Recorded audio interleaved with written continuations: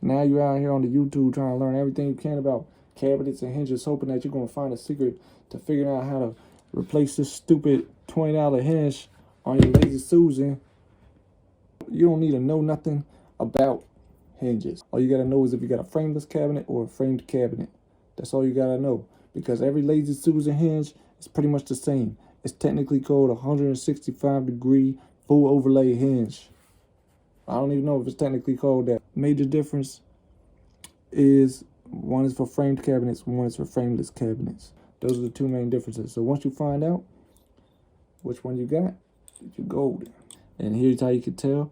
You stick your finger right in there between the hinge that you used to have that broke and the wall, then you got a framed cabinet. If it's straight up against the wall, then you got a frameless cabinet. Another thing you need to know is don't even worry about typing in degrees or millimeters or whatever. Just go on Amazon and type in Lazy Susan hinges. They're gonna come up.